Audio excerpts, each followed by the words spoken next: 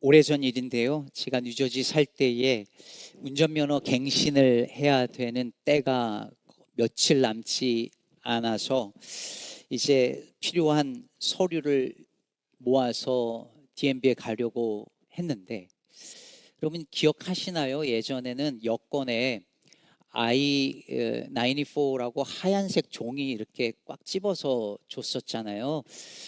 그게 있어야지 되는데 제 아내 여권에 그게 어디로 갔는지 사라진 겁니다. 그게 없으면 갱신하기 위한 갱신하기 위한 점수가 모자르고 라이센스를 받을 수 없게 되는데, 어떡하지 하다가 날짜는 얼마 안 남았고, 그래서 선택한 방법이 캐나다를 운전해서 올라갔다가 반대로 국경을 넘어서 돌아오는 일이었습니다. 뉴저지에서 7, 8시간 걸리는데 갔다 왔다 15시간 16시간 걸리지만, 그거 한 장 없으면 미국에 스테이할 수가 없잖아요. 그래서 운전해서 국경 넘어갔다가 다시 이렇게 해서 오면 거기서 이렇게 만들어 주었었습니다. 그까지 종이 한 장 요만했었거든요.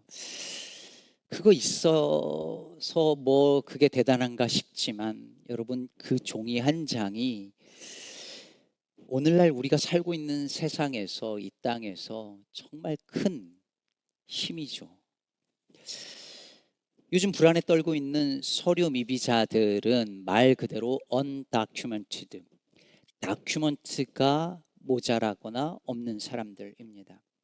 서류가 몇 장의 문서가, 종이 몇 장이 한 사람의, 한 가정의 삶을 뒤흔들어 놓는 겁니다. 사실 역사 속에서 문서 한 장이 한 사람의 인생 혹은 아예 나라 전체의 운명을 바꾸는 케이스는 수없이 많습니다. 마틴 루터에게 내려온 교황의 파문 직선은 루터의 인생뿐만 아니라 유럽 전체의 종교개혁의 불꽃을 타오르게 만들었죠. 미국으로 돌아와 볼까요? 1942년 2월 19일 프랭클린 루즈벨트가 사인하는데 5초가 걸렸을까요? 서명한 행정명령 9066호 Executive Order 966, 그 서명으로 무려 12만 명의 일본계 이주민들과 미국 시민권자들이 강제 이주를 당한 일이 있었죠. 한국으로 가볼까요? 창씨개명을 명하는 그 문서 한 장으로 3천만 명이 성이 바뀌고 민족의 정체성이 위협을 당했었습니다. 긍정적인 것도 있죠. 1965년 10월 3일 린든 존슨 대통령이 자유의 신상 앞에서 서명함으로 말미암아, 그 사인 한 장으로 말미암아 저와 여러분을 포함한, 한인을 포함한 아시안들이 미국에 이민 올 수 있는 길이 열렸었죠. 문서 한 장으로 민족의 운명이 바뀌는 이야기는 우리가 요즘 살펴보고 있는 에스라와 느헤미야에 가득 나옵니다. 여러분 기억을 되돌려보죠. 유배민으로 살던 이스라엘 백성들이 어떻게 고향으로 돌아가게 됐죠? 페르시아의 왕이었던, 첫 번째 왕이었던 고레스가 조서를 씁니다. 돌아가라. 가서 너희의 하나님 여호와를 섬기고 그 성전을 건축하고 살아라. 이 조서 한 장으로 수만 명의 유배민들이 70년의 유배 생활을 끝나고 돌아갑니다. 더군다나 가서 성전을 건축하죠.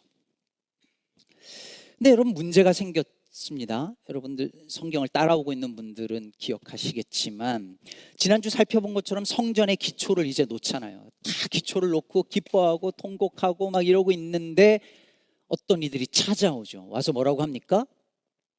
성전 같이 짓자. 누굽니까 이들이? 70년 전 포로로 끌려갈 때 끌려가지 않고 남아서 살던 사람들 혹은 이주민들인데, 이 사람들이 주로 사마리아 사람들이었습니다. 근데 이 사람들은 아수르에 의해서 침공당하면서 섞인 사람들이에요. 민족적으로, 종교적으로. 그래서 혼합주의적인 신앙을 가진 사람들이었습니다. 그러니 만약에 이들하고 같이 성전 건축을 하면 돌아온 유배민들, 포로 귀환한 백성들의 신앙도 무력화될 가능성이 높았습니다. 그래서 수룹바벨과 예수와, 즉 성전 건축의 책임을 맡은 이 두 사람이 거절하죠. 그리고 저들의 속내를 안 거죠. 지분을 나눠 갖고 싶었던, 그렇게 하는 순간에 문제가 될 거라는 걸 알기에 거절합니다. 그런데 거절당한 이들이 어떻게 합니까? 그냥 보고 있지 않죠. 성전 건축 자체를 회방 놓기 시작하는데, 가장 중요한 게 뭐냐면 관리들을 돈으로 매수합니다. 그리고 나서 하는 일이 뭐냐면 페르시아 왕한테 편지를 보냅니다. 그 당시 왕이 이제 바뀌어서 아닥사스다 왕이었는데, 왕한테 뭐라고 편지를 보냅니까? 이 사람들이 지금 성전 건축하는데, 건축을 하게 되면 관세를 안 낼 것이고 통행료 안 낼 것이고, 그러면 페르시아로 세금이 안 갈 거라고 이야기를 하자, 아닥사스다 왕이 어떻게 합니까? 조서를 써서 내려서 성전 건축 중단 명령을 내립니다. 그래서 어떻게 됩니까, 여러분? 성전 기초만 놓은 상태에서 성전 건축이 중단되고 무려 17년의 세월이 흘러갑니다. 여러분 생각해 보세요. 꿈과 희망을 품고 다시 돌아온 고향이에요. 70년 만에 자기의 삶의 터전 바벨론에 다 닦아놨는데 그거 다 포기하고 돌아온 고향이에요. 이 세들은 어땠을까요? 가고 싶지 않죠. 언어도 이제 바뀌었는데 엄마 아빠 따라가지고 부모 따라서 조상들 따라서 올 때에 성전만 지으면 우리 민족 다시 일어설 수 있다는 그 말 믿고 왔는데, 기초만 닦고 1년, 2년, 아니 10년, 17년이 흐를 때 그들의 마음은 어땠을까요? 얼마나 힘들었을까요? 근데 여러분, 세월이 흘러가고 시간이 흘러가면서 처음에 그 안타까웠던 마음이 점점 줄어들고 열의가 식고 어떻게 해볼 수가 없는 현실에 무기력해지고, 이거 어떻게 왕이 명령한 건데, 왕이 행정명령 내린 건데 어떡하나 무기력해지고, 그러다가 시간이 흐르니까 어떻게 되냐면 성전을 지어야겠다는 마음 자체가 사라지기 시작을 하는 거예요. 그거를 학개 선지자가 학개서 1장 2절에서 하나님의 말씀을 빌어서 이렇게 말합니다. 만군의 여호와가 이같이 말하여 이르노라. 이 백성이 말하기를 성전의 전을 건축할 시기가 이르지 아니하였다 하느니라. 처음에는 성전 중단된 거 안타까웠는데 시간이 지나서 해야 되지 않겠냐고 하니까 아직 때가 아닌 것 같아요. 이러면서 미루기 시작했다는 거죠. 근데 기가 막힌 게 뭐냐면 학개가 뭐라고 합니까? 그런데 니들 집은 그렇게 잘 지어놓고 사냐? 여호와의 성전은 방치해놓고 너희들은 판벽한 집에, 그 화려한 집에 사는 것이 옳으냐 묻습니다. 그래서 이런 우여곡절을 겪고 중단되었던 성전 건축이 오늘 본문에서 재개되는 이야기가 펼쳐지는 거예요. 그 이야기를 5장 2절에서 이렇게 말합니다. 이에 스알디엘의 아들 수룹바벨과 요사닥의 아들 예수아가 일어나 예루살렘에 있던 하나님의 성전을 다시 건축하기 시작합니다. 근데 여기서 또 누군가 사람들이 찾아오죠. 페르시아 총독과 관리들이 찾아옵니다. 와서 이거 누가 성전 지으라고 했어? 따지고 그 상황을 왕한테 보고합니다. 왕이 이제 또 바뀌었죠. 다리오 왕에게 편지를 보내서 상황 설명을 합니다. 그래서 어떻게 되나요? 결론 먼저 얘기하면 오늘 본문 읽은 6장 13절을 보면, 다리오 왕의 조서가 내림에 유브라데강 건너편 총독 다뜨네와 스달 보스네와 그들의 동관들이 신속히 준행하니라. 다리오 왕이 조서를 내렸는데 야 성전 지어 라고 명령을 내리니까 조금 전에 따지던 관리들이 신속히 준행하게 되는 그 장면입니다. 그래서 결국 성전 건축이 6년, 다리오 왕 6년에 완공됩니다. 여러분 보세요. 이제 정리를 해보겠습니다. 페르시아 왕의 첫 번째 왕의 조서에 의해서 수만 명의 유대민들이 고향으로 돌아가고, 이 조서에 의해서 성전이 건축되고, 또 다른 왕의 조서에 의해서 성전 건축이 중단되고, 또 왕의 조서에 의해서 성전 건축이 시작되고 완공까지 됩니다. 제국의 왕의 조서가 가진 힘이 얼마나 강력한 건지를 보여주고 있어요. 실제로 여러분, 에스라하고 느헤미야서는 원래는 한 권의 책입니다. 히브리 성경을 보면 한 권으로 묶여 있어요. 근데 우리 성경에 나눠져 있죠. 근데 이 에스라 느헤미야 이야기에 보면 왕의 조서 이야기가 수차례 반복돼요. 느헤미야도 왕이 조서를 보내서 예루살렘으로 가서 성벽을 짓게 하거든요. 여러분, 제국의 왕의 조서가 왜 이렇게 중요하고 왜 그렇게 비중 있게 여기에 다루어지는 걸까요? 여러분, 혹시 조지 부시 대통령 사인 어떻게 생겼었는지 기억나시나요? 네. 기억나시는 분 없죠? 그러면 오바마 대통령 사인 기억나시는 분? 안 나세요? 안 친하신가요? 네. 그러면 최근에 바이든 대통령 사인 생각나시는 분? 그럼 여러분, 트럼프 대통령 사인 어떻게 생겼는지 생각나시나요? 네. 그거 다 기억 한 번쯤 보셨죠? 이렇게 생긴 거. 전 세계 사람들이 한 번쯤은 다 봤죠. 어떻게 대통령 사인을 우리는 아는 걸까요? 다른 대통령 사인 모르잖아요. 근데 왜 트럼프 대통령 사인은 알까요? 맨날 보여줬잖아요. 책상에 앉아서 사인하는 장면을 카메라로 사진으로 다 보여주고, 그 12개, 13개의 톱니 모양의 사인 이상한 거 해가지고 딱 펼치고 웃으면서 사진 찍고 카메라에 나오는 그 장면이 전 세계에 다 보여지고, 그 사인이 끝나는 그 순간 즉시 어떤 사람은 울고 어떤 사람은 웃고 한 사회가 들썩이고 전 세계가 출렁입니다. 그러므로 그가 사인하고 보여주는 그것은 권력자의 사인과 문서가 어떻게 세상을 움직이는지를 보여주는 강력한 정치적 퍼포먼스인 것이죠. 에스라 시대의 왕의 조서도 마찬가지였습니다. 여러분, 페르시아는 왜 유대민들을 자기 나라로 보냈을까요? 왜 바벨론이라는 이전 제국은 승리해서 차지하게 된 그 나라를 다 멸하고 성전 무너뜨리고 성벽도 무너뜨리고 그 사람들 포로로 끌고 와서 자기 나라에서 노예로 살게 했는데, 왜 페르시아는 다 가서 당신들 신 섬기고 성전도 짓고 성벽도 짓고 그렇게 살아요 라고 허락해 줬을까요? 더 제너러스해서? 더 관대해서? 아니요. 제국이 그럴 리 없죠. 다른 이민 정책, 다른 속국에 대한 다른 정책을 편 것입니다. 그들을 데려다가 노예로 삼는 것이 아니라 고국으로 돌아가서 이 나라를 섬기는 방식의 통치를 행한 거죠. 그래서 본국으로 돌아간 이들에게 페르시아 총독을 보내고 관리를 보내고 세금을 걷고 나라를 섬기게 만드는데, 이 모든 일을 가능하게 한 그 한 가지가 뭐냐면 왕의 조서였습니다. 왕의 명령을 담은 그 조서 한 장이 민족을 이동시키기도 하고 성전을 짓게도 하고 성전 건축을 중단하게도 만든 것이었죠. 조서는, 제국의 왕의 조서는 그야말로 강력한 왕권의 상징이었습니다.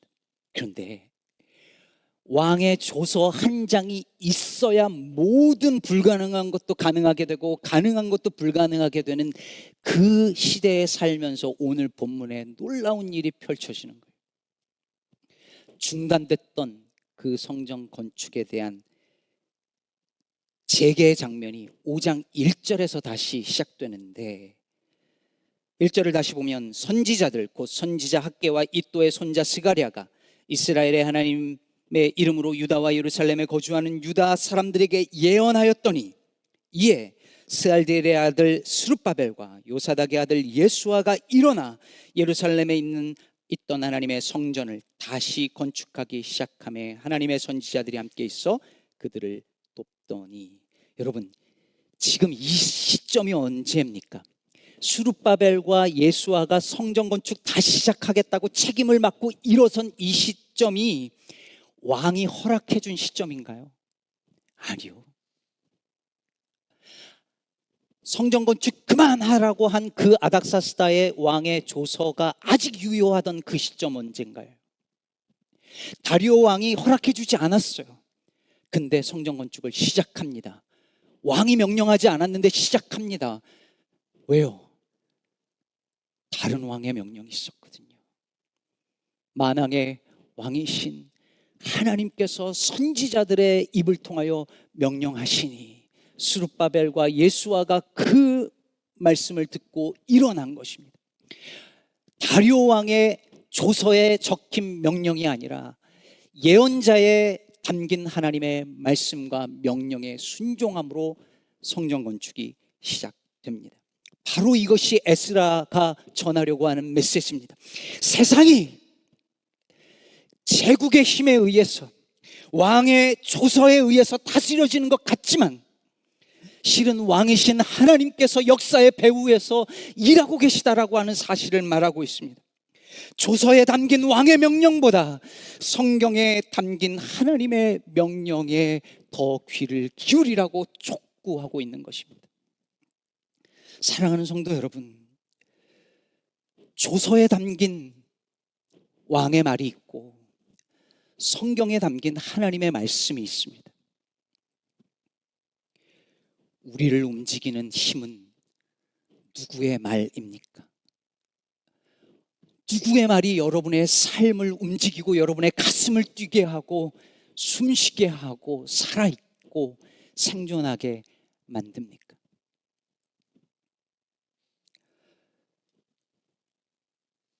요즘 우리가 12시마다 기도하고 있는 우리 이 집사님과 김 집사님이 어제 새벽 예배 교회에 오셨습니다.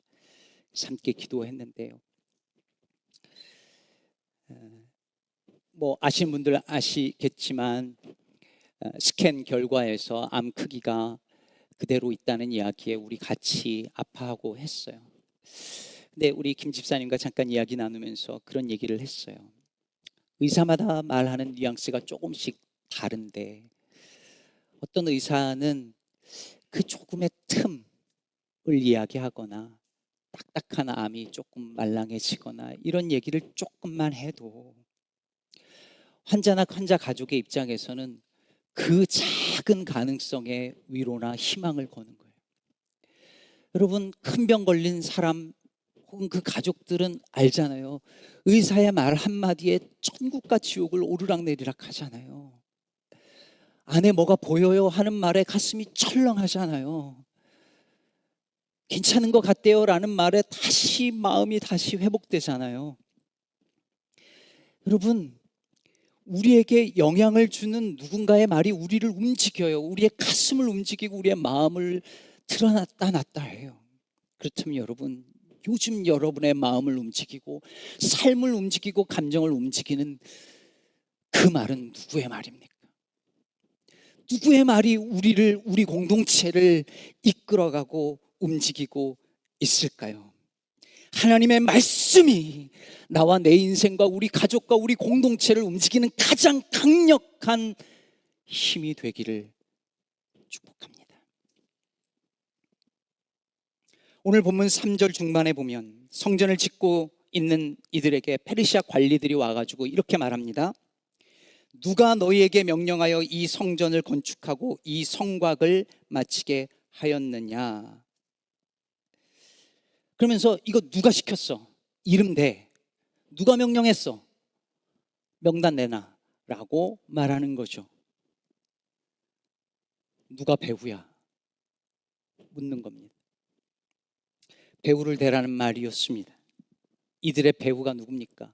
이 성전 건축 책임자죠. 스룹바벨과 예수아입니다. 그러나 스룹바벨과 예수아를 움직인 뒤에 누가 있었습니까? 선지자 학개와 스가랴가 있었죠. 그들의 말씀에 영감을 받고 일어난 이들이 성전 건축을 한 거예요. 여러분이 하나님의 말씀을 듣고 그대로 살아가다가 누군가 배우가 누구냐고 물으면 제 이름을 대시겠습니까? 그러면 제게 영광이죠. 근데 여러분, 이 모든 일의 배후에 하나님이 계시다는 사실이 말씀 5절에서 확인됩니다. 하나님이 유다 장로들을 돌보셨으므로 그들이 능히 공사를 막지 못하고 이 일을 다리오에게 아뢰었고 그 답장이 오기를 기다렸더라. 하나님이 뒤에서 지키시고 보호하사 성전 건축이 중단되는 걸 막아주셨다는 이야기죠. 오늘 주보에 소개해드린 이수호 시인의 나의 배후는 너다라는 시는 이렇게 노래합니다. 앞부분만 잠깐 읽어드립니다. 누구에게나 배후는 있다. 동해 일출과 서해 낙조, 떠도는 구름, 고운 별무리, 그 뒤에는 언제나 하늘이 있는 것처럼 너의 뒤에도 하늘이 있다. 떠오르는 태양 뒤에, 지는 해 뒤에, 달과 별 뒤에 하늘이라는 배후가 있다고. 나를 움직이는 힘이 나의 배후고 나의 하늘이라면 그대가 나의 배후다 라고 시는 노래합니다. 나를 움직이는 힘이 나의 하늘이고 배후라면 여러분의 배후는 누구입니까? 이 관리들의 배후는 다리오 왕이었겠죠. 그래서 편지를 보냅니다. 편지에 뭐라고 쓰냐면, 왕이시여, 이들이 지금 성전 건축을 하면서 얘기하기를 당신의 선대 왕이셨던 고레스 왕이 조서를 내려서 이들로 하여금 돌아가서 성전을 지으라고 명령을 하셨다는데 그게 사실인지 한번 찾아봐 주십시오. 그래서 어떻게 됩니까? 고레스가 막 역사 기록을 찾았는데 다리오가 찾았는데 고레스의 조서가 발견되죠. 그래서 성전 건축해라 기금까지 보내게 되는 것입니다. 제가 뉴저지에서 목회할 때 렌트를 해서 미국 교회 예배당을 몇 차례 옮겨 다니면서 예배 드리고 하느라 마음고생을 좀 했습니다. 그러다가 어느 날 그것을 한 거의 7년을 한 것 같아요. 그러다가 하나님 주신 마음에 저희 교회 교인들이 있는 곳에 반경 10마일에 있는 10마일인지 15마일인지 정확하지 않지만 모든 종교기관에 편지를 보냈습니다. 이 교회가 만약에 우리 커뮤니티에 좋은 리즈너블한 프라이스로 렌트를 할 수 있게 해주거나 혹시 예배당을 팔 계획이 있다면 알려주십시오. 이렇게 편지를 보냈어요. 100통 넘게 보냈습니다. 하나가 걸리겠지 했죠. 근데 여러분, 몇 달이 지나고 안 되는 거예요. 그 해가 그냥 지나가 버렸습니다. 송구영신 예배 드리는데 제 마음이 너무 낙심이 된 거예요. 근데 여러분, 그 다음 해에 1년 뒤에 편지를 보낸 지 1년 뒤에 한 교회에서 연락이 온 거예요. 여차저차해서 그 교회 예배당을 사게 되었어요. 근데 어떻게 된 건지 아십니까? 1년 전에 그 목사님이 제가 보낸 편지를 받아놓고 어디다 이렇게 놨는데 그 1년 사이에 교회에 어떤 어려움이 있어서 교회를 이제 정리해야 되는, 다른 교회랑 멀징할 수밖에 없는 상황이 됐는데 1년 전 편지가 생각이 났대요. 그래서 1년 전 편지를 찾아가지고 저한테 연락을 해온 거예요. 저는 그 일의 배후에 하나님이 계셨다는 사실을 압니다. 우리가 이 아름다운 예배당과 함께 글램뷰로 올 때도 하나님께서 배후에 계셨다고 믿습니다. 여러분의 인생의 배후에도 하나님이 계십니다. 눈에 보이는 현실은 그렇지 않을지라도 하나님이 우리의 하늘 되셔서 거기 계십니다. 에스라서가 그걸 알려주는 것입니다. 그리고 오늘 보면 6장 14절에 그것을 컨펌합니다. 이스라엘 하나님의 명령과 바사왕 고레스와 다리오와 아닥사스다의 조서를 따라 성전을 건축하며 일을 끝냅니다. 사람들은 생각했겠죠. 왕의 조서 덕분에 성전 건축이 이루어졌다고. 그러나 오늘 에스라서는 분명하게 말합니다. 그 전에 하나님의 명령이 계셨다고. 선지자들을 통하여 하나님께서 명령하신 하나님의 말씀이 왕의 말보다 먼저 있었고, 그 말씀에 의해서 이 성전 건축이 이루어졌다라고 선언하고 있습니다. 사랑하는 성도 여러분, 세상은 권력자들의 말에 의해서 움직여지는 것 같아 보입니다. 온갖 행정명령이 서민들의 삶을 흔들고, 권력자들의 조서가, 칙령이, 명령이 우리의 미래를 흔드는 것 같기도 합니다. 차가운 서류와 문서들, 레이오프를 알리는 이메일 한 통과 편지 한 장, 빚독촉하는 편지들, 병원에서 날라오는 종이들이 내 마음과 감정과 삶을 온통 뒤흔들어 놓기도 합니다. 그래서 더 무기력해지고, 때로는 좌절하고 포기하고 싶기도 합니다.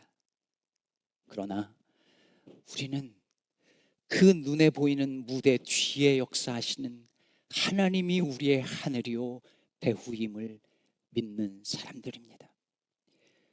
예수만이 내 삶의 주인이고, 그분께 내 인생을 다 내어 맡길 때 그분이 내 삶을 하나님의 뜻대로 이끌어 주실 것을 우리는 믿기에 기꺼이 이 길을 가는 사람들입니다. 그러니 사랑하는 성도 여러분, 두려워하지 마십시오.